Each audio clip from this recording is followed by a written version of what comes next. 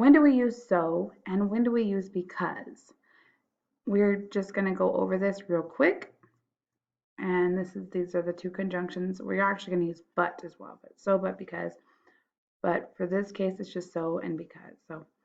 So we use so when we have the effect after. So first, I was tired, so I went to bed. That's then. I was tired happened first. It is the reason for going to bed. So I use so.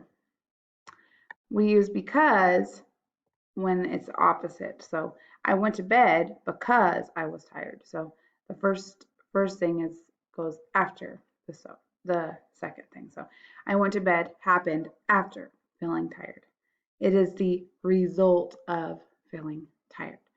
So you guys are going to open the assignment with Cami and you're going to use so and because to complete the sentence.